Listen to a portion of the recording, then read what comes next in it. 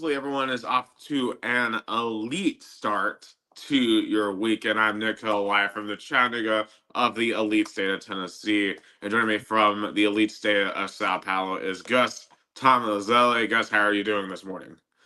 Doing great, doing great. Yeah, very happy Saturday morning, especially for all folks down in Tennessee from I believe east to west Tennessee. Mostly are happy, and we have something I forgot to tell you. We're also on Instagram. We're live on Instagram as well. So we're live on Facebook, YouTube, and Instagram as well. But yeah, we have a lot to talk about. Yeah, it's March Madness, and I like that you put in the liner. Somehow, some way, the Vols are still dancing. Yeah, exactly. We just keep on dancing, and that's all that you can ask for. Is just to continue doing your thing. It is Tennessee somehow in the weirdest of weirdest of seasons, right? Like it's been an up and down season. You got off to a really good start, but then took some losses that were really frustrating. We're only 11-7 this year in the SEC. Kind of thought, okay, this team maybe offensively challenged, still good defense, but doesn't seem to have the profile of a team that can make another deep run. But Tennessee, when you look at the path they've had to take, you start off with the darling Cinderella of America and Miami Redhawks last week, the 11 seed, 31-1. Um, Everyone thought they were going to knock off Tennessee. Tennessee goes out, crushes them. Then 2 days later, you go against Virginia, a blue blood team that's won a national championship in the last couple of years, a team that's kind of rebuilt their style. Tennessee goes out there and is able to outduel them there to win and get to the Sweet 16. And then you go to Chicago, play Iowa State. Granted, they didn't have their best player in Joshua Jefferson. However, you had guys like Charles Barkley go on TV and said, Tennessee is already eliminated. Basically, a lot of these folks weren't giving Tennessee a chance. And Tennessee went out there from start to finish and put B to A to the Cyclones, just completely dominating this game. And really, this final score isn't as close as the game as was closer than the game actually was, because this was just a complete physical domination by the Tennessee Volunteers. What a night to be a Vol. And Gus, just while I'm going to hop off for a second so I can share this on my Instagram, just kind of talk about just this is three straight Elite Eights for Rick Barnes. Like before Rick Barnes, we'd only made one Elite Eight in school history. Now Rick Barnes has taken Tennessee to three straight. Oh yeah, it's historical. It's a very important moment for Tennessee basketball, for this program. And I've been saying, don't count Tennessee out. Even though they had their ups and downs, they're definitely a team that is gonna fight. Mm, they're gonna face a really tough Michigan Wolverines team that, especially in the second half, blew out Alabama. So I mean, as I was saying, Nick, I think maybe Tennessee did not have the pressure to have a great regular season and come off as kind of like a dark horse. Maybe uh, gave this team like some feel to made to the Elite Eight. And shout out Jason. Hey friend, if you want to hop in, just click in the link on our WhatsApp group. Yeah, and I think, as frustrating as the season was at times, I think the thing I tried to tell myself throughout the year was this is a young team, right? When they got Nathan Mitt, right, your 5 star who's only 18 years old. Now, and I've been very harsh on him at times this year, especially early on in the season. Jacoby Gillespie, not a true point guard, and I've been more than frustrated with him running the point. Like just so many turnovers, some bad decision making. But obviously his talent's undeniable. And and every player, you look at guys like a Jalen Carey, like who I thought, at times was very offensively limited. The one thing that you can never question with this team throughout the season is their heart and then how hard they play. Like I never questioned like the effort of this team, but I just kind of, I was kind of thinking throughout the year that the team was just not good enough to make this type of run. But What's crazy to me when you look at the game last night for Iowa State, and yes, they didn't have their All-American power forward in Josh Jefferson, and that probably makes a huge difference in that game. Iowa State could have won in that game with him, but it was shocking to me, especially with how good Iowa State was this year. But Iowa State beat Houston, they beat Kansas. I mean, they were at one point, I believe they were number one at one point, or number two, or something like that. And they were on one of the elites of the Big 12. And Tennessee, from start to finish, just embarrassed them on the boards. They out rebounded Iowa State 43-22. That's absurd. In a Sweet 16 game, we almost had as many offensive rebounds as they had total rebounds in this game. They you if you're Iowa State this morning, you have to be sick. How do you get to the second weekend in the March Madness and just get out efforted? I mean, that's effort. I mean, Tennessee was going to win the rebounding battle last night, no matter what. But I feel like at a certain point in that game, Iowa State kind of quit, at least trying to go for the boards. Tennessee just, it's almost like they hadn't seen that kind of physicality before. And Iowa State is known for their physicality under TJ Altenberger, but Tennessee just went there and just bullied them, turned down to a football game. And Yeah, it felt like it felt one of those like games where Tennessee really put pressure on Iowa State and kind of out physical them, and that's what Rick Barnes teams uh, were in the last couple of years. But my big question is, can they repeat that performance? Because I remember last year they also kind of had a very physical match, I believe, against Kentucky in the Sweet 16, but they were totally out physical against Houston, right. And if I'm not mistaken. Michigan is a very, very good team. I definitely want to talk about them here in a little bit, but I just want before we get into Michigan, I just want to focus on what this means for this program, right? To make it to three straight Elite Eights, and kind of what it shows about the culture, and shows how Rick Barnes has built a culture that um, will fight for adversity. And even when, think about this, you go back to the end of the regular season, we had lost three out of the last four games. We had blown four games of where we had double digit leads. Obviously, you get knocked out by Vandy in the second and the third round of the SEC tournament. It was a very rough ending to the season.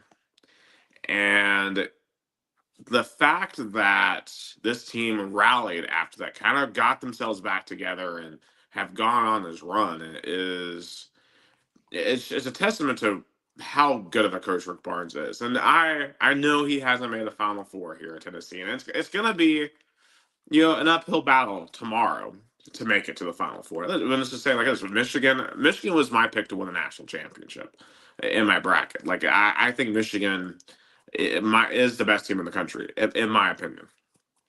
But hey, we get a shot to play them, and it's because of the tenacity of Rick Barnes, of what he's built here. People, when he was hired here, people thought that he was coming here to just retire. That he lost his fire at Texas, he isn't really going to do anything at Tennessee. And I remember the first couple of years under Rick Barnes, weren't great, and he was just trying to build a foundation. And people were like, oh, Tennessee under Rick Barnes isn't any good. But then we got to the Grant Williams and Admiral Schofield years where the team finally started taking off. However, they really didn't have any marked success.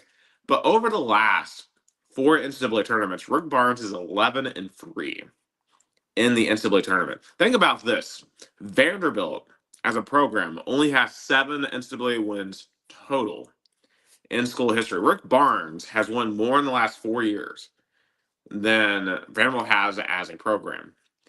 And the fact that people talk about oh, Tennessee's never made the Final Four. Well, before 4 years ago, we weren't even making the Elite Eight. Outside of one run in 2010, I mean, making 3 straight Elite Eights for this program. Like, people, I think, tend to forget that Tennessee's not really a basketball powerhouse or not a basketball school. I mean, we just aren't historically. But Rick Barnes has raised the standard. I was thinking about this throughout the year too. At times this year, as disappointed as I was with this team at times this year, like I was also thinking, man, 10, 15 years ago, I would have been totally satisfied with this season. To be a six seed, to be a top 25 team, to be winning some big games. Yeah, frustrated with some of the losses, but you know, Barnes has like made me expect this team to be really good year in and year out. And hey, when you make three straight Elite Eights, I mean, there's not that many programs that have done that. Think about this: Duke has only done this now twice, where they've gone to three straight Elite Eights, because Duke now is in their third straight Elite Eight as well. And Um, go you ahead, go ahead. know, and it's just like, yeah, even if they don't win tomorrow, what this run has been for Tennessee has been incredible. I mean, and there's not any era in Tennessee basketball that comes close to what we're doing right now. We are living in the golden age of Tennessee basketball, and does that golden age include a Final Four appearance? I don't know. It's going to be hard for us to make it, but um, it's just truly remarkable to think that there was a time where like I, beating like Xavier, for example, was a big win, or beating like Wichita State was a good one, right? Like, or something like that. Just like, oh, we made it to the Sweet 16. What a success! Um, Making it to the Elite Eight 3 straight years in a row is just I mean, I'll be honest. Like, I was emotional watching that last night towards the end. I'm just like, this program is on another level now. But and I it's not the top level, but it's on another level. and I remember when I arrived in Knoxville in the 2014-2015 season. I believe it was Donnie Tyndall, the coach. That was right before um, Rick Barnes. Oh yeah, we lost Lick for a little second. And shout out to Jason Warwick saying Louisville fans will kill to have three straight Elite Eights. Yeah, that's true. Yeah, I Yeah, mean any program that I mean any program in the country should appreciate free straight Elite Eights. I mean, no matter if you're Duke, North Carolina, or Tennessee, like what we're doing here is rare. Let's be real, we'll probably never see this again in our lifetime. and that's why every time the Vols makes to the Elite Eight, and actually the third time in a row, there's a little angsty, a little. Is this gonna be the year that we finally gonna win that quarterfinal matchup that have been waiting since ever? Is this the year? I believe that's gonna be the question on all Vol fans' minds. Can we beat Right. Michigan and finally break the glass ceiling? See, I'm approaching this one a little differently. The last 2 years, I kind of had that like, okay, we can beat Purdue, we can beat Houston, and obviously it didn't work out for us other time. Because Purdue just with the nonsensical refereeing, and then Houston, which is better. Tomorrow, I know Michigan's better. I just know they're better. Like Michigan has been one of the best teams in the country from start to finish this entire year. Um, like, I'm not expecting to win tomorrow, just to be fully transparent. But I think this team should go into tomorrow loose, and they should just go out there and play this game. Go out there and, you know, be physical, crash the boards, defend. And because I know Rick Barnes is going to cook up a defensive game plan for these guys. I mean, you got that what's his name, Laxenberg, I believe that guy is really good. They got like that 7 foot guy, Mara, and traditionally those type of centers cause problem for us. And of course, they have several just really really good guards. Um, Now, the question is, has Michigan played a defense like Tennessee in this tournament? And the answer to that is definitely no. Like Alabama, defensively is not a very good team. And we saw that last night where Michigan threw up 90 on them. Like Tennessee is a much better defense than Alabama. Definitely St. Louis does not have the dudes to run with Michigan. Tennessee, from an athletic standpoint, is the most athletic team that Michigan has played in this tournament. We're gonna have to the keys to beating Michigan. Last night we won by 14 despite turning over the ball 17 times. Not gonna be able to do that tomorrow. Yeah, We just and turnovers have been a massive problem for Tennessee all year. It's just I've accepted that's a part of this team's identity. But can you keep the turnovers to like 10 instead of 17? Can you keep that in half? Yeah, that would be huge. Um, and free throws, we got to be at least 75% plus the free throw line. And last night we were pretty good at the free throw line. And that was part of the game too last night. Iowa State was just horrific at the free throw line. They missed half of their free throws. They were something like 11 of like 23. I mean, it was in that second half, like there was this period there where the officials called 10 straight fouls on Tennessee. And Iowa State was going to the line over and over and over again. And the Cyclones just kept missing free throws. And it's like it felt like okay, there's the foul is going to let the Cyclones get back into the game, but then they kept on missing free throws, and I'm just like, well, I guess they're not coming back because they can't hit free throws. Um, when you're you're the underdog, right? You got to do the fundamentals, right? And Iowa State last night just could not do the fundamentals correctly, and Tennessee did the fundamentals better, even with the turnovers. And really, the turnovers were the main fundamental thing that we didn't do well because offensively, outside of turnovers, we played very well. Like, because Iowa State plays this very aggressive perimeter defense that we were able to exploit. Like the passing last night, like I thought Nate Ament proved himself as a passer. Like some of the passes he was able to make cross court were just incredible. Like there were several times where we were stuck basically by half court, and like either Gillespie or Ament would just launch it to like the whole other side of the court and be able to accurately hit the guy and give us a chance to hit. And then the big men too, like Carey was throwing lobs to Akpara, and Estrella was throwing lobs to Akpara. It's just like the team was very much in sync, and and also to another big part last night, Bishop Boswell on their Serbian guy, the Milan Milanovic. I don't know how you say his name, but he was their best scorer outside of the guy that was injured for Iowa State. And that guy just was a no-show. I mean, he was like 2 of 12 last night shooting, just a complete no-show. And the announcers were like, "Oh, he's got to get going. He's got to get going," and he just never did. And you know, I think Tennessee tomorrow, when you look at Michigan, I'm not an expert on Michigan, but you probably should pick like that Luxembourg guy, right? Steer on him, focus in on him. You know, make other guys beat you. I think that's got to be a goal. Of course, the free throws, and Gillespie and Ament will probably need to have their best collective duo game to beat Michigan. Like to me, like I see them as almost like Jason has compared him like a baby DJ Augustine and Kevin Durant at Texas. Like they're probably going to have that type of game. Like a LeBron and Kyrie against the Warriors type game. To really have a chance to beat them. And it's not impossible, right? Like we're 8-point underdogs, but it's a but 1-game tournament.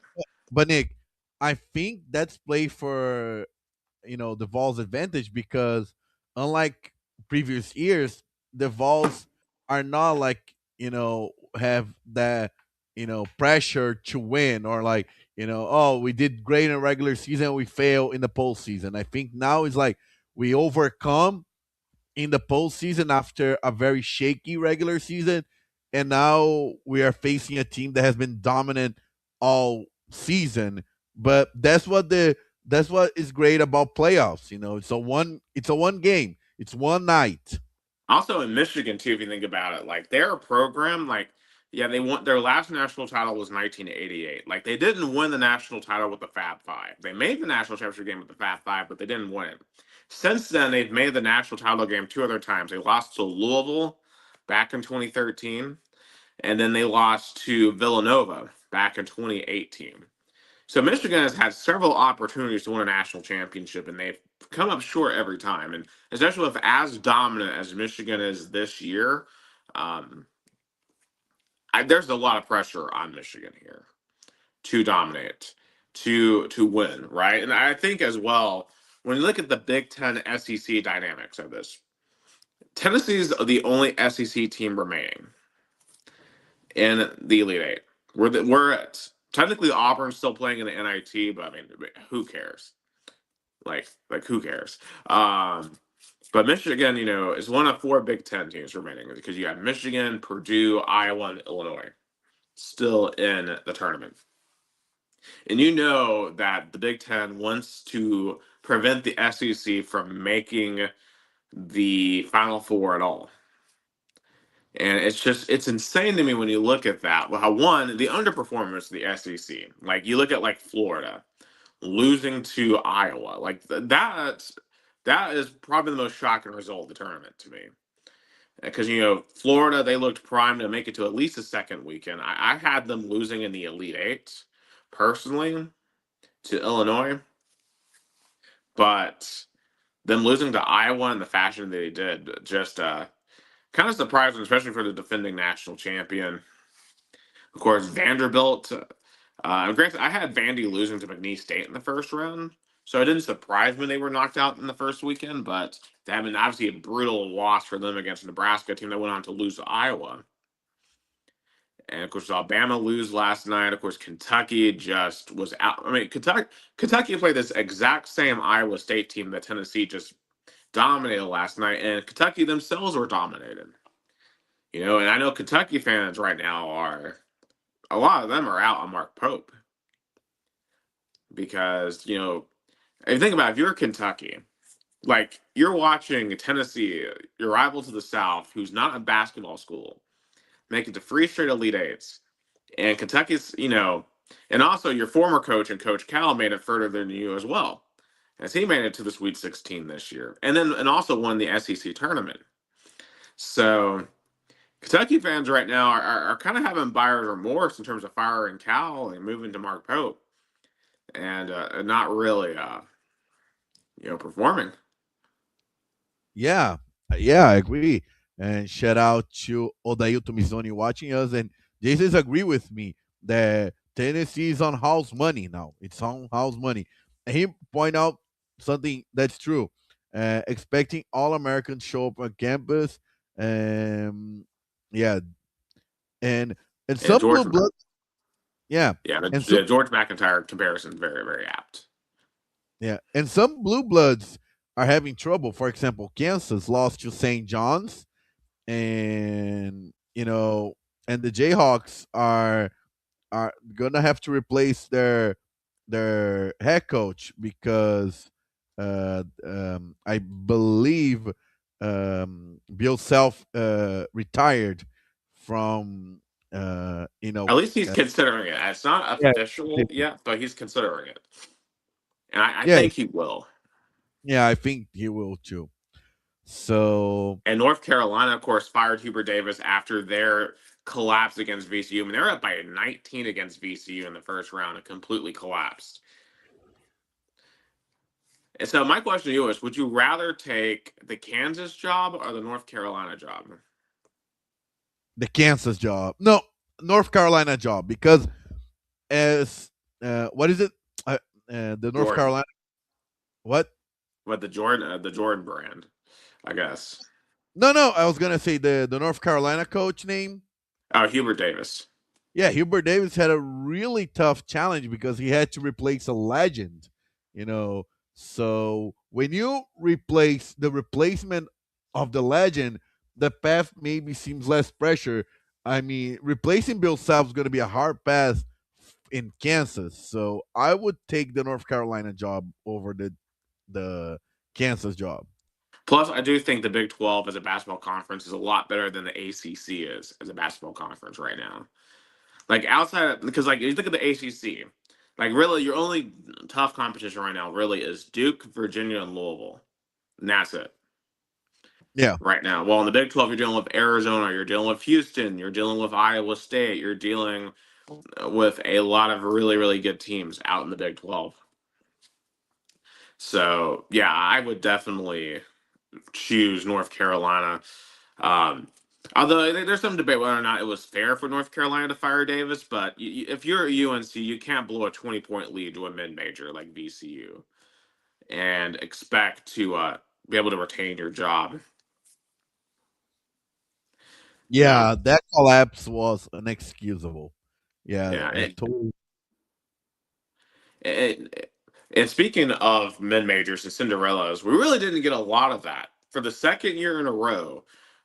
We didn't really see a ton of massive upsets. The biggest upset was High Point, the 12 seed there, knocking out Wisconsin, and then they almost knocked out Arkansas in the second round. High Point was a very exciting team to watch, especially that guard that they had. I believe his name was Ricky Martin. He just was crazy. Was going nuts against Arkansas, but they came up a little bit short. And I picked this upset too. I'm a high opponent for Wisconsin because I knew Wisconsin was vulnerable. They had lost to James Madison a couple of years ago as a 5 seed. Now they lost to High Point as a 5 seed. So the Wisconsin Badgers. Hey, we don't talk a lot about Wisconsin, but I feel like collectively as an athletic program, they're kind of collective chokers right now as a They're, program. they're stagnated because their football program had a really high point, I believe, from 2015 to 2017, and then they went back to being the bottom of the conference. Right, and basketball wise, they just feel irrelevant. Yeah. It's kind of weird. I feel like Wisconsin should be better than they are, but they're not for whatever reason. Um, but outside of that, Gus, a lot of people are talking about NIL, the transfer portal has killed mid majors. Like for example, look at Iowa this year, right? They got the coach from Drake who brought in a lot of his players, including Bennett Sturts, who was Iowa's best player. If you look at Iowa's roster, half that roster is Drake from last year, and they're in the Elite Eight. So, think about it. Like Drake right now probably should be making a deep run in March Madness, but Iowa came in and took their roster. And then look at St. Louis this year making it to the second round. That was basically Indiana State from 2 years ago, who should have been in the tournament, but they were robbed. And because that Indiana State team was better than this year's Miami of Ohio team. And of course, St. Louis went out there and dominated Georgia in the first round. So these mid majors here, you get really good, the coach gets hired away, well, boom, you lose your roster. I mean, look at Chattanooga even. I mean, winning the NIT last year, like half of our roster gets taken in the portal, and now Chattanooga this year was below 500 and completely irrelevant. So it has the madness been taken out of March to I some extent. think I think what's going to happen not only in college basketball, it's already happening in college football, is the semi-pro kind of where you can get the best players from a stacked roster, and that makes the programs have boosters, and especially in the Big Ten, kind of flourish. I think, and Colin Cowherd point out something that is very true.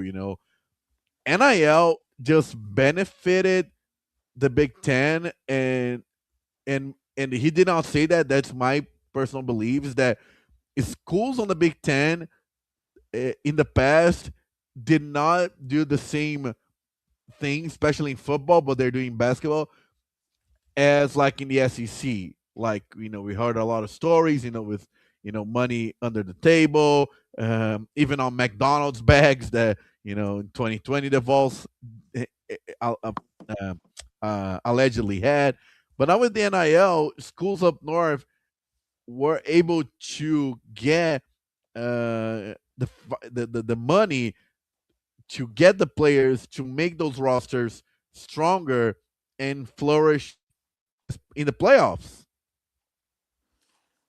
Right, right. I mean, the Big 12, Big 10 schools have always had the biggest endowments, and that's definitely translating into NIL. If you look at the last 3 years in football, and right now what we're seeing in basketball, like the Big 10 has definitely surpassed the SEC overall. Which is why I think, for the SEC, you know, you kind of want to root for Tennessee tomorrow. I think, now I don't know how many of these folks are going to want to root for Tennessee, right? I mean, considering we're rivals with half the conference, but hey, a little bit of SEC pride. We need that, that SEC energy, like but we gotta curb the energy of the Big Ten, and hey, we're the only ones who can, since we're the only ones that are there. But I will say this: even though the first round, the round of 64, isn't as exciting as it used to be, with at least to me. I mean, granted, and you still had some really competitive games. I mean, look at Siena. Like Siena was up late on Duke. Like that was an exciting game. And there were a couple of other really good games where you had some teams really making a run at the big boys. I think the round of 32 and the Sweet 16, in contrast, are much more exciting when you have less upsets, just because you have better matchups. I mean, let's be honest. Like when the UMBCs of the world win in the first round, they usually get blown out the next round. Yeah, It's just how. that's what happened to VCU this year. Right. Like upsets are fun until then, the next round. Now, High Point, granted, High Point took Arkansas to the wire, so that didn't necessarily work out in their case. But I think about like Florida Gulf Coast, for example, from like 2012. Like they won their first two games, made it to the Sweet 16, and then got blown out by Florida. Or I think about St. Peter's from 2022 when they made the Elite Eight, and they got blown out by North Carolina in the Elite Eight. Like eventually, like the Cinderella magic runs out. And when you look at the four matchups you have left here in the Elite Eight, it's all, interesting matchups of a lot of storylines. And, you don't have a St. Peter's there. And, not to say that it's amazing, it isn't amazing when a Cinderella is there, because it is. And it's incredible when a Cinderella makes that type of run, right? Like when you look at like a Loyola from 2018, although that's obviously painful for me, given that Tennessee was one of their victims, you know, that was an incredible run. Or you look at like a George Mason from 2006, or Wichita State from 2013. Like, I mean, those type of teams are what make March Madness March Madness. And you just have to hope that those type of runs are still possible, and I do think they are still possible, because basketball is still basketball. Like you roll out the ball in a one-game tournament like this, anything could happen. Could Tennessee beat Iowa State in a seven-game series? Possibly, probably, but you know, it's not necessarily guaranteed. It's not a guarantee Tennessee would beat Virginia in a seven-game series. But we only had to play each one of those teams twice, and we won both of the one-game tournaments. And like Michigan, like I would not take Tennessee in a seven-game series against Michigan, but we only have to play the Wolverines once, and maybe we can pull it off in just a one-game series. And that's why March Madness is March Madness. Um, so And and those stories, those Cinderella stories, are fun for, I'll say, the headlines, those short clips. Especially we live in a TikTok, Instagram era. But in terms of actual basketball, if you think about it, especially with NIL, the more deep rosters are going to make further into the tournament. That's why you have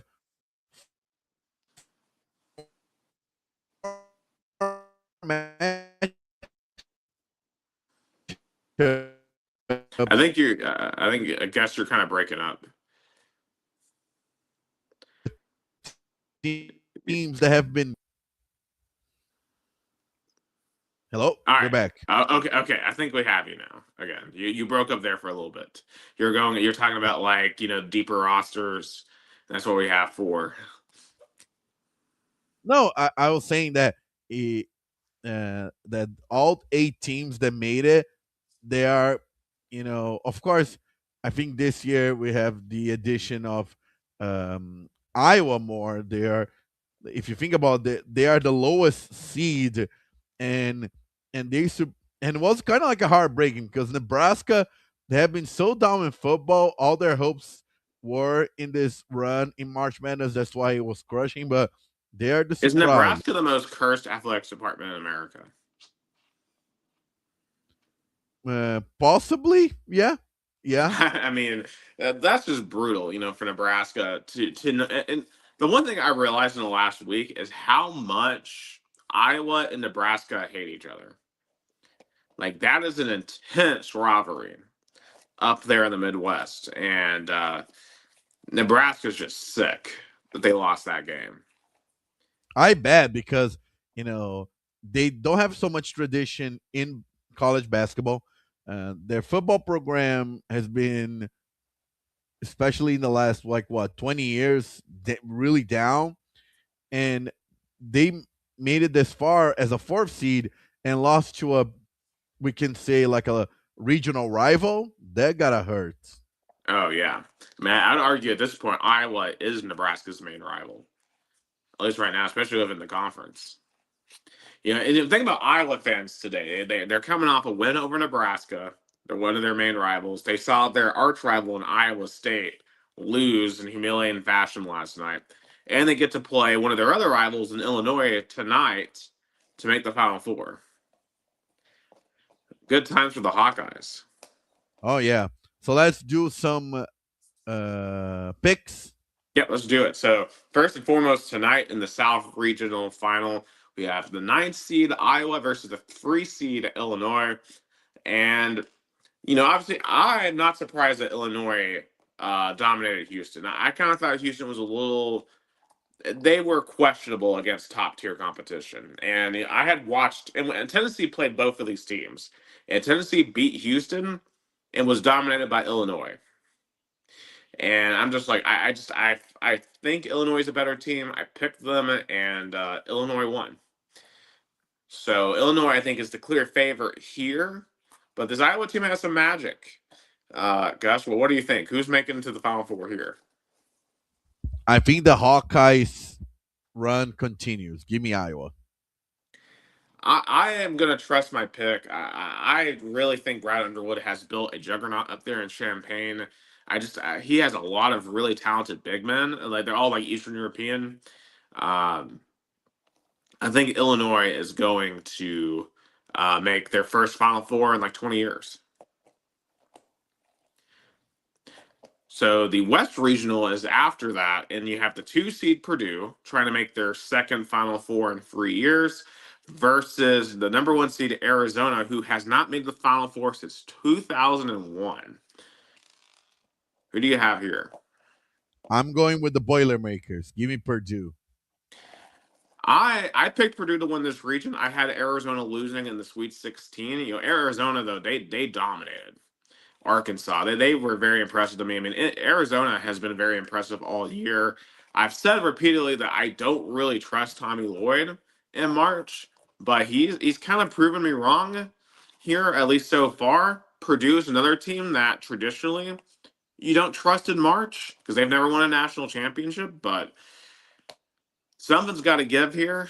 I picked Purdue to make the Final Four. So for bracket purposes, I guess I'm picking Purdue. But I think it's a 50-50 game. Yeah, even that's you know Arizona. This is probably the most even matchup, I think. Well, this or the East Regional tomorrow. Oh Uh, yeah, Number 2, UConn versus 1 Duke, which is just it like is the blood. It's the bluest blood battle of all. yeah, Connecticut, Duke. I mean, this is what an Elite Eight matchup's all about right here. Dan Hurley has won 2 national championships this past decade. John Shire is trying to get back to the Final Four for the second straight year, trying to win his first title at Duke.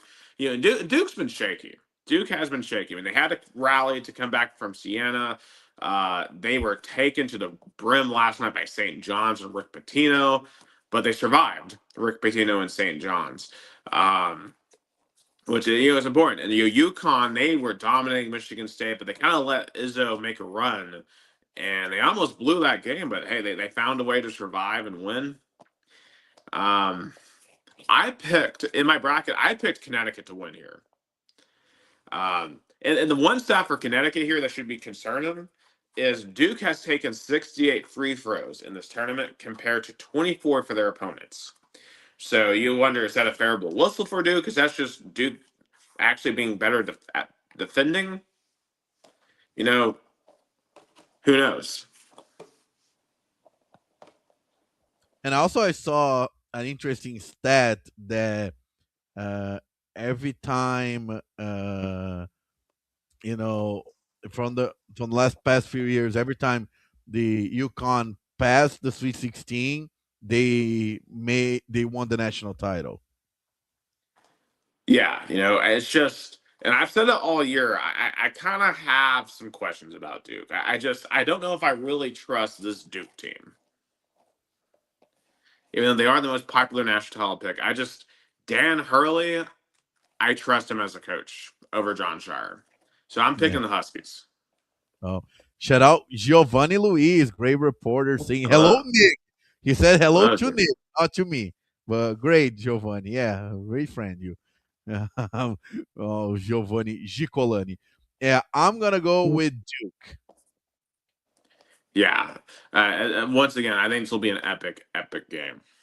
And finally, Gus, our Volunteers, the last bastion of hope for the SEC versus Michigan. Of course, Tennessee.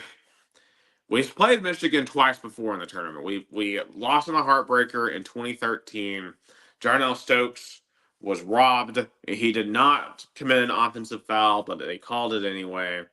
2022 heartbreaker with the Kennedy Chandler team. Michigan probably helped South Carolina beat us in football. There's a lot of reasons why I don't like the Michigan Wolverines, Gus. Yeah. And So now they stand in our way.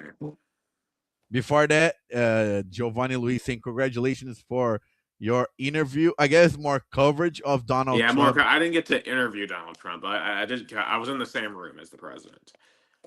And he say hi to me too. Thank you, Giovanni Luis. He'll be covering, and we'll talk about that in a little bit. The Union Barbarense quarterfinals game in it's an Elite Eight matchup as well. It's a quarterfinal game, so it's an Elite Eight game as well.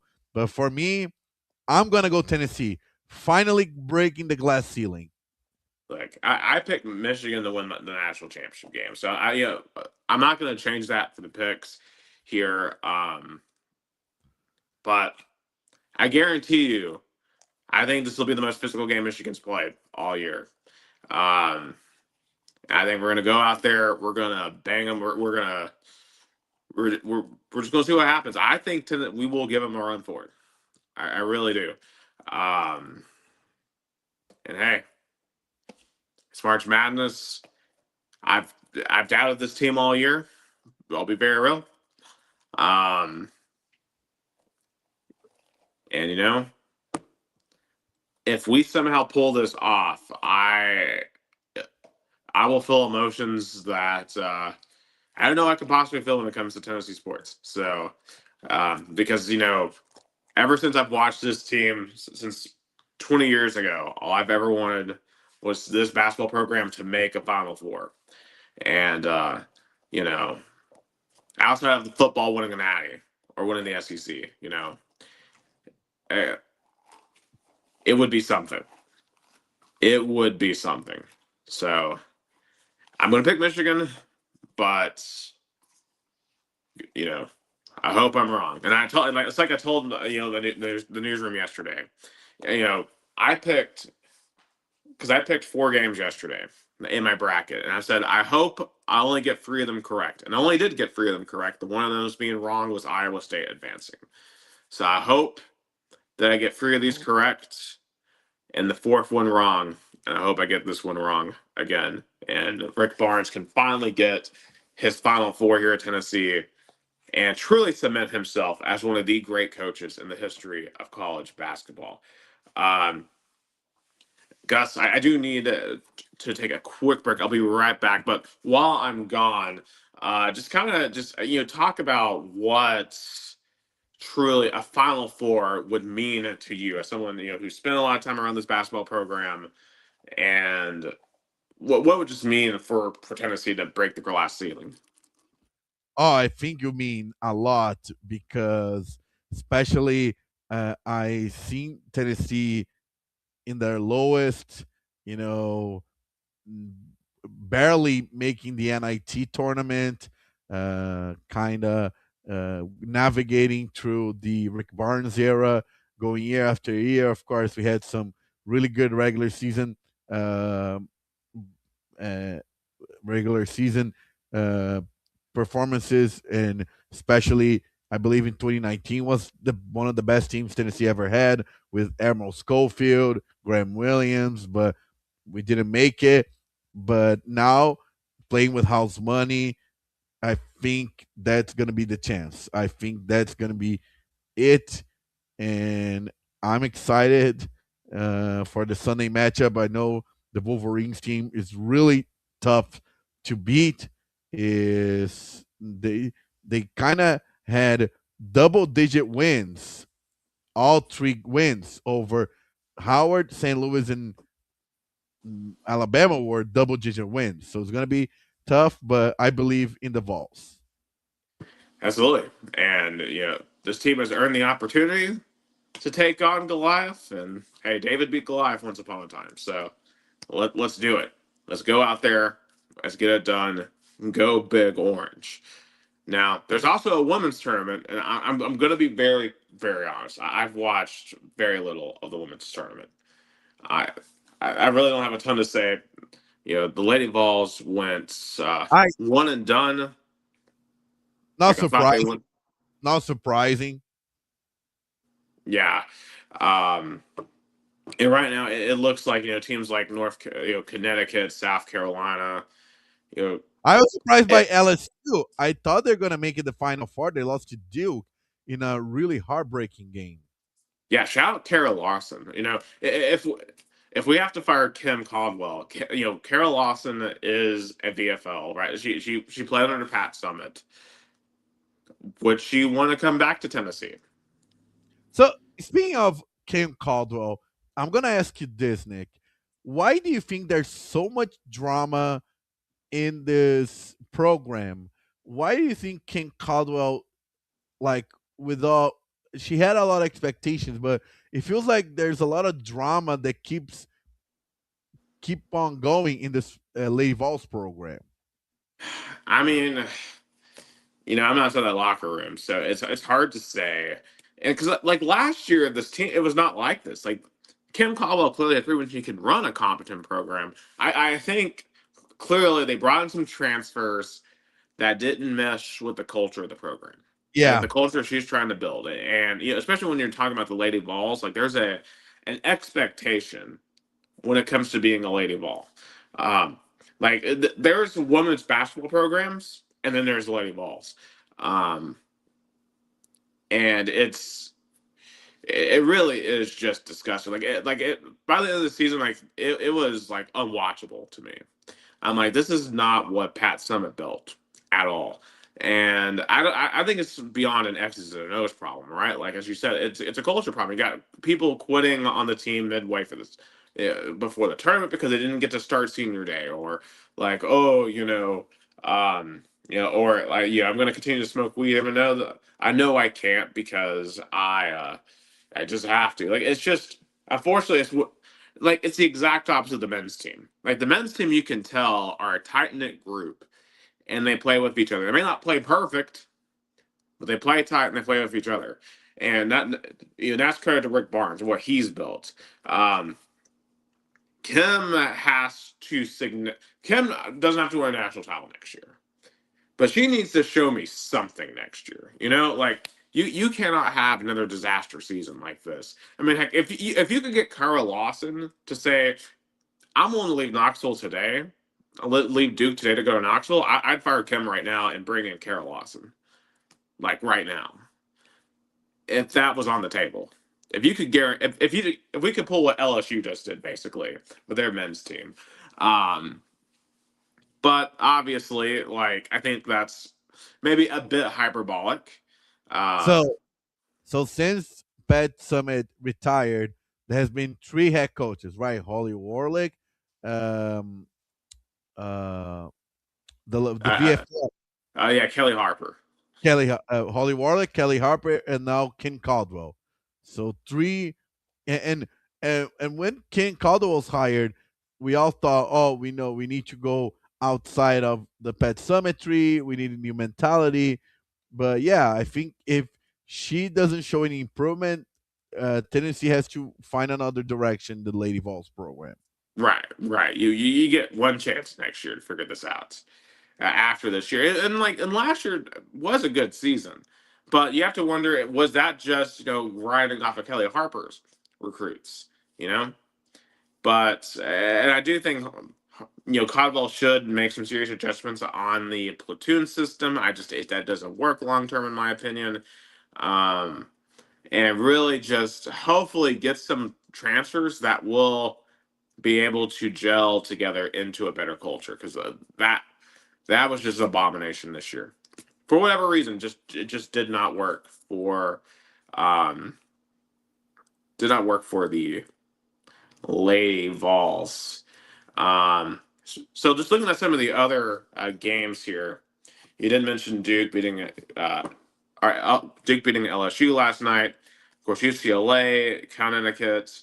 Vandy lost another heartbreaker. I mean, Vandy lost a heartbreaker on the men's side, and they lost a heartbreaker on the women's side to Notre Dame. So, you know, best season ever for Vanderbilt athletics, and not really a lot to show for it across the board. So, and they can watch their arch rival Tennessee Volunteers play in the Elite Eight tomorrow.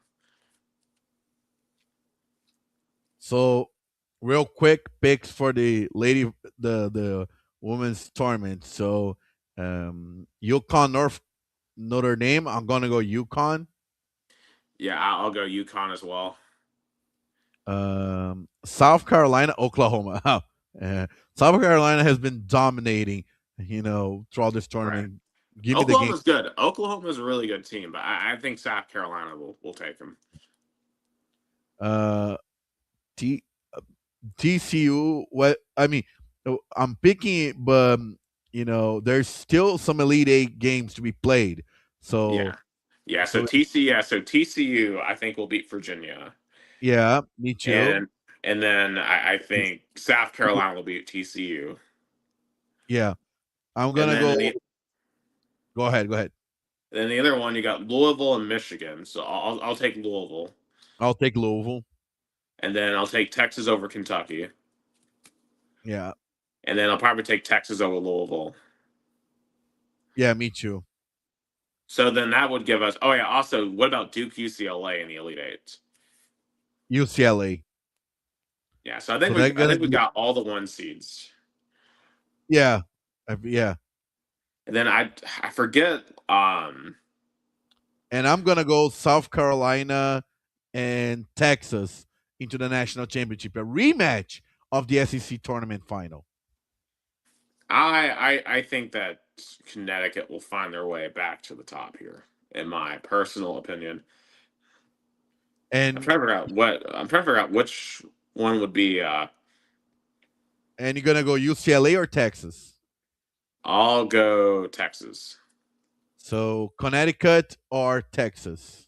I'll take Connecticut. And my South Carolina, Texas, I'll take South Carolina. So in both of us, Texas makes it to the national championship game but loses. Yeah, I mean Texas last year was really really good as well. I saw them in person against the Lady Vols when our program used to have a pulse Mm. last year. So that seems like a long long time ago. Um, some other news. We already talked about Hubert Davis, North Carolina.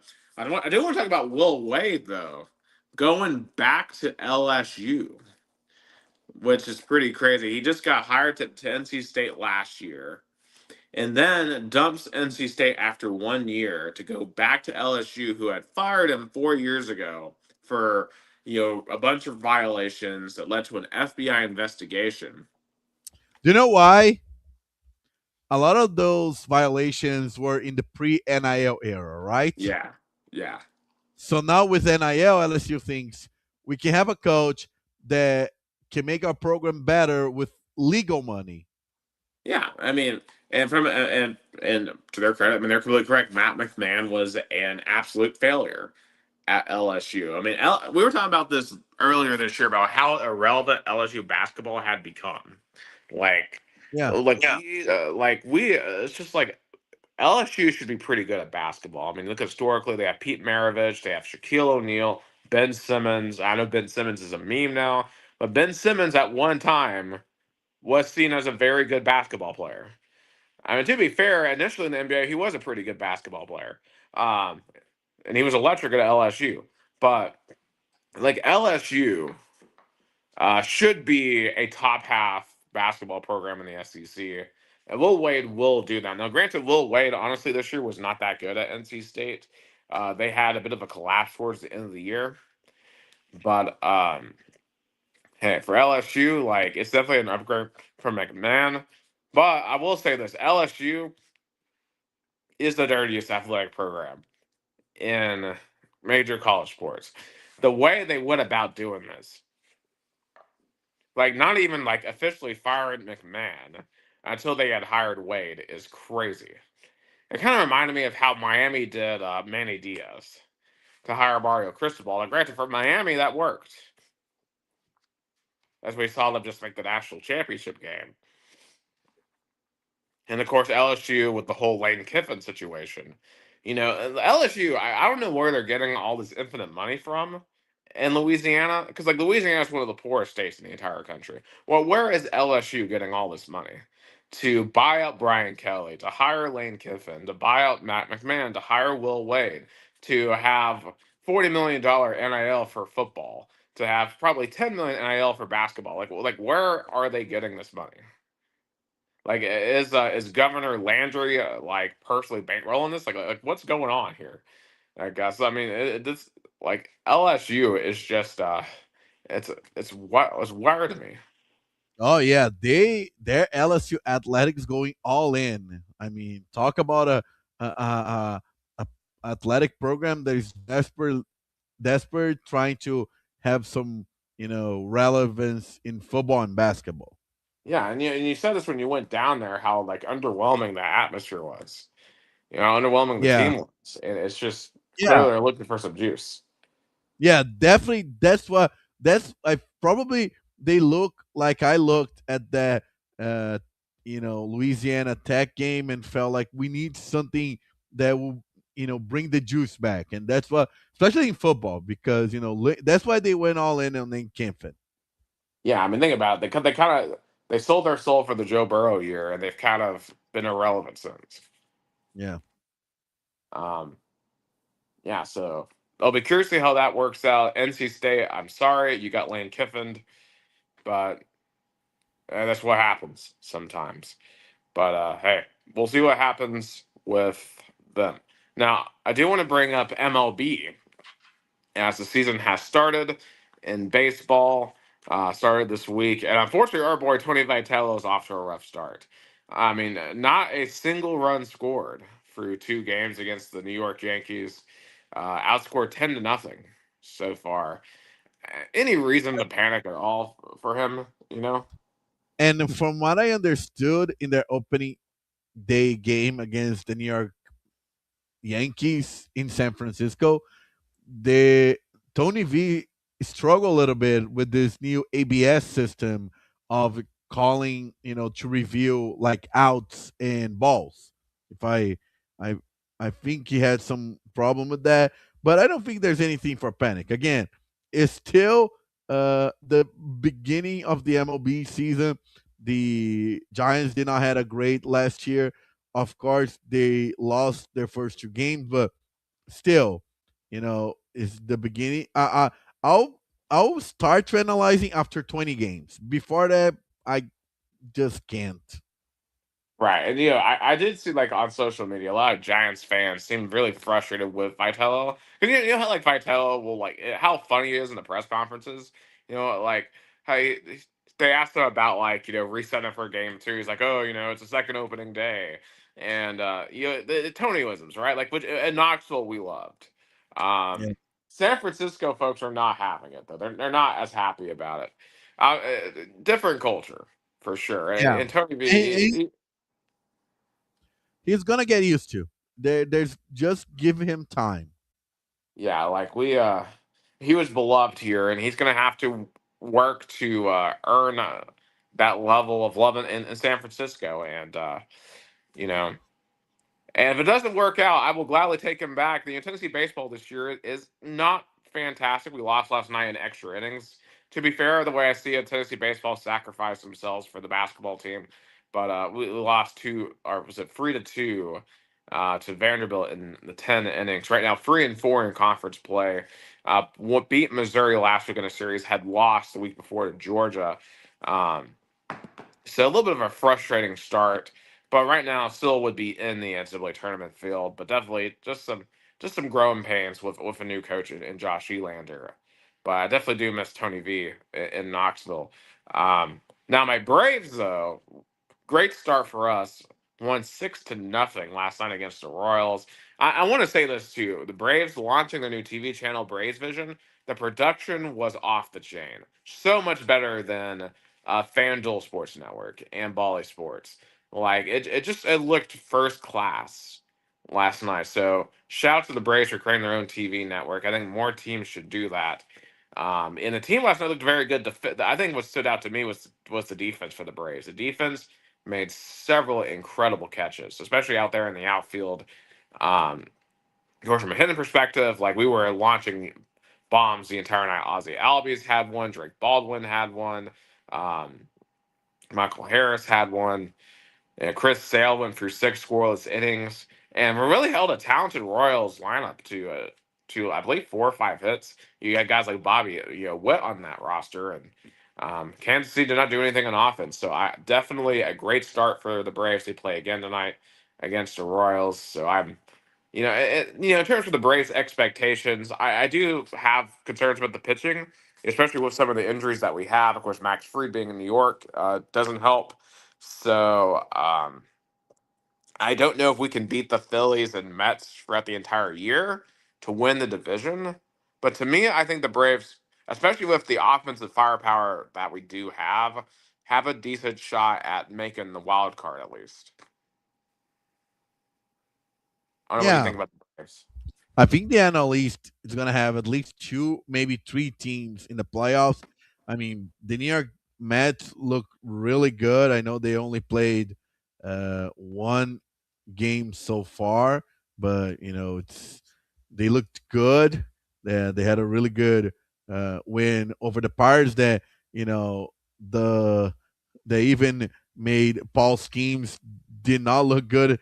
He was pulling the first inning. That was shocking to watch because that Yeah, game was on NBC, so we were watching it at work. I mean, the Mets just rocked Paul Skeens. And the thing about the Mets, right? It's not really been about the first part of the season because the Mets have gone off to some pretty good starts. Can the Mets put together a full season and make it to October with a real shot at championship contention? Because that has been the problem for the Mets. yeah, that's true. That's a great point. Let's see if the Mets can finally have some stability and make to the postseason. Yeah, but it's worth noting that all five NL East teams did win their first game. Yeah, Yeah. Um, and early contender for worst team, again, probably the White Sox. I mean, they lost their first game 14-2. If Jason, if you're still watching, I don't know how you do it, man. I asked him like he put on his Instagram story that the White Sox are eliminated. I said, "How? It's still one game that we are mentally eliminated already." Yeah, just sell the team, Jerry Reinsdorf. Sell the team. So the team. Yeah, but I will say this, I'm excited for the MLB season, and I'm seeing a lot more discussion now of MLB being more popular than the NBA, at least in America. And honestly, I kind of feel it. I see a lot more people talking about the MLB than they talk about the NBA. I feel like the NBA regular season product right now is so bad with so many of these teams tanking and the season being just so long, and it just, I, You know, you know what's funny? The NBA right now is in the worst position ever. They don't have any like American stars that drive people to the TV. MLB and NFL has plenty of them, from like young stars like Paul Skeens to veterans like Mike Trout and Aaron Judge, and even the international ones are more appealing than the NBA ones. Shohei Otani, I feel like is more appealing star than the Luca or even Giannis right now. yeah, Giannis or Wemby. I mean, the most appealing American player in the NBA is still LeBron James or Kevin Durant, and that's a problem. There are no really like talented young American star. I mean, really the most exciting young American star is Tyrese Halliburton. But they don't drive people to the television. They are not like they people don't talk because LeBron has been like the discussion is always going to be LeBron or Michael, but people are fatigued about that. They want something new to discuss. They like, and now I think MLB kind of has this like momentum in terms of a product of a league. And plus, with the pitch clock, now this ABS system, like baseball is constantly evolving its product to make it better, to make it more appealing, but it's still baseball. I mean, basketball, especially the NBA, has kind of evolved away from what people I I think love about basketball. Like you look at like Tennessee Iowa State last night, how physical that game was. You're not going to see a game like that in the NBA. The NBA is stagnated with tanking. I think for me, worse than tanking, load management. Like you don't hear that in the MLB that has 162 games. You don't hear ever load management. Exactly. Like that, you know, baseball like is still a part of the social fabric of the country, and it feels like increasing the NBA is just not a part of the social fabric. The MLB is much more a part of the fabric of the country at Yeah, this point. Also, too, I want to touch on this. I think the NBA is making a mistake doing expansion. Like you're telling me that you have a third of the league tanking, and you want to add two more teams into the I get league. I get one of them. They kind of want to do like some reparations with Seattle. It's kind of say, "Hey Seattle, we know you got screwed. Let's give something back to you." Yeah. But does Vegas really need a team? Like, how many people are going to show up for a Vegas team? They're just trying to do anything to make it appealing, from NBA Cup to you know those kind of uh, overseas games, our expansion, but they don't get it that the problem is the lack of interest within the league. Because if people inside NBA don't care about the league, why the fans care? Exactly. And it just feels like we're biding our time for the playoffs, which in themselves are too long. The playoffs, the NBA playoffs last for 2 months. And you know what's going to happen for like the first, 70% of it. I mean, outside of like the Pacers last year being super exciting, and unfortunately this year we've got no Pacers since we didn't have any Tyrese Halliburton. So to me, oh my gosh, oh, it's I'm watching some IndyCar practice, and holy cow, there was a really hard crash. Okay, I think that driver's all right. That's the free. Who I don't know who that is. I'm not really an IndyCar. McLaughlin, yeah, Scotty McLaughlin. Oh my gosh, that was a hard crash. Um, but yeah, and while I'm on racing, I just want to point out that NASCAR this week is at Martinsville. Definitely excited for that race. Tyler Reddick won his fourth race of the season last week at Darlington. Just an unbelievable start for Michael Jordan's team, and with the new points format, it looks like he will certainly be in the championship fight. I mean, it would be insane that Michael Jordan could win a NASCAR championship to add to his NBA rings as an owner. Um, so that's going to be a fun storyline. I'm curious if anyone's going to be able to run him down. I think if someone does run down Tyler Reddick, it'll be either Chase Elliott or Ryan Blaney. Seem to be the two most likely candidates.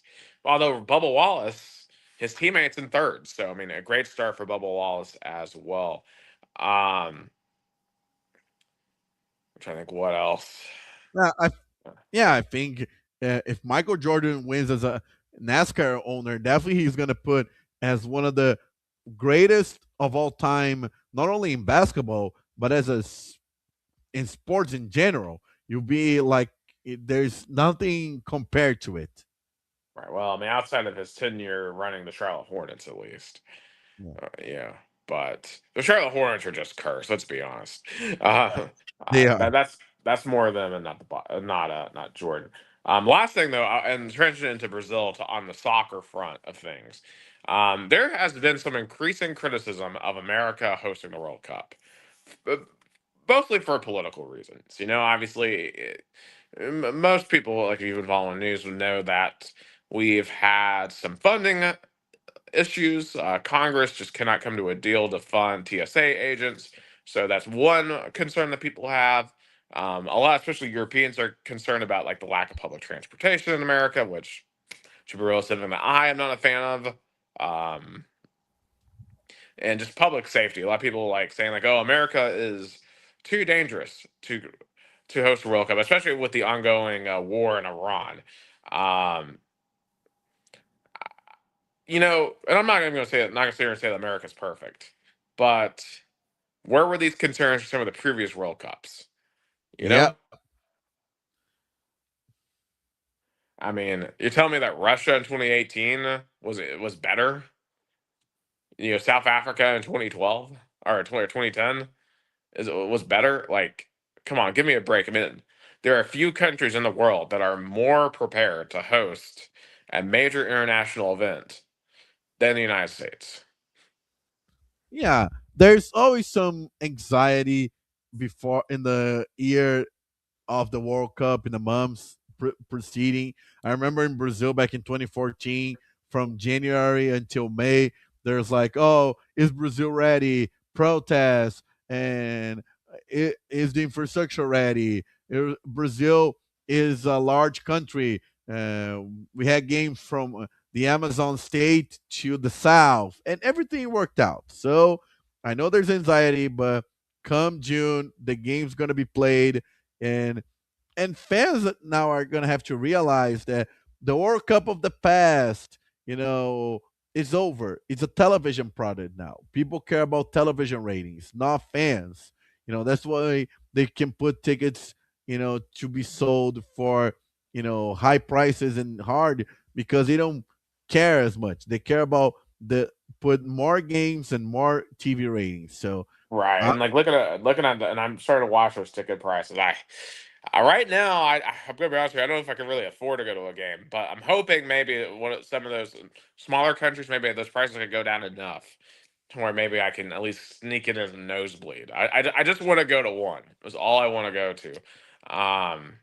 I hope But it do, because I've been to two and they were amazing, amazing. yeah. Hopefully, this Um, will go.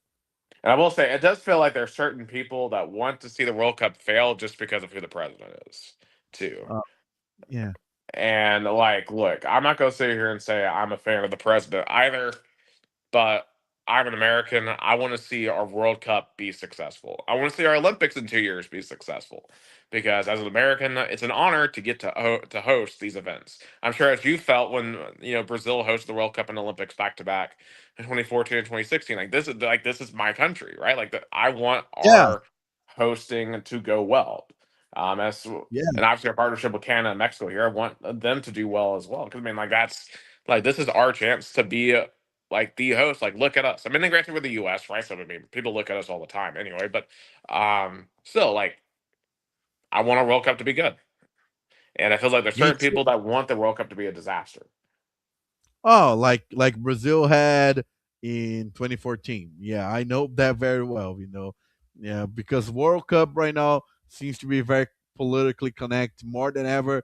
Because in the past, like in let's say 2010, 6, 2002, 1998, we didn't care so much about the political side. Like but times have changed. So, and speaking of the World Cup, one of the favorites, Brazil, did not go do so well against France, lost 2-1, and the question keep on going: is Neymar necessary for this Brazil team?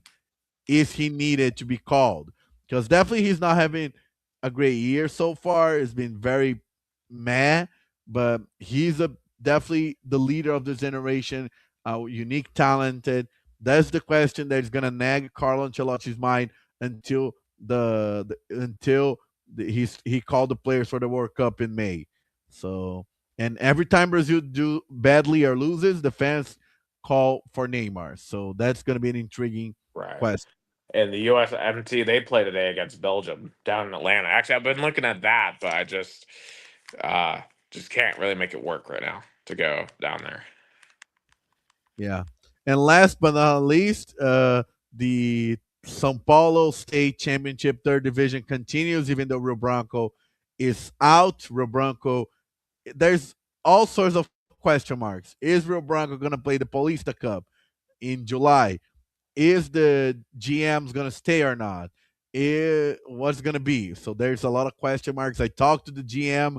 I ran into him on Wednesday, my former boss, and we had an interesting conversation. But he wants to make it a press conference when everything's set. So that's why there's a lot of question marks over Decio Vita Stadium. Hey, at But least at least you guys are to get relegated, and that's what's yeah, important.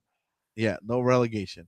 But our arch rivals, União Barbarense, are going to be playing today in Santa Barbara do Oeste. I'll be there working. So, yeah. So, when you work for a Santa Barbara radio station, you got to cover the team. Even though they are Rio Branco's rival, you got to do what you got to do. So, they're going to play Rio Preto at 5 p.m. Brazil time, 4 p.m. Eastern time. And there's going to be VAR. First time ever in Santa Barbara, the VAR system is going to be in this game.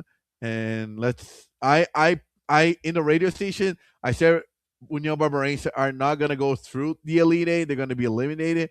Of course, a lot of people say that I was just saying that because I'm a Bronco fan, but I think União Barbarense hit their limit. I think their roster, they did more than enough from what I expected. And of course, they're going to have a hard battle, but I don't see them advancing. So, and last point is the Brazilian Championship, the Brasileirão, which is stopped because of the FIFA break. And Palmeiras still on top. São Paulo second. Palmeiras beat São Paulo to be on first place. And Santos 4 game not winning, very concerning. Botafogo is also in the relegation zone. A lot of confusion and questions regarding the leadership of John Textor, and but still early, only 8 games to played, and we'll see what's going to happen after the FIFA break ends next week. Also, I want to point out before we close up how a Brazilian soccer legend kind of clashed with pop culture, especially American pop culture, last weekend.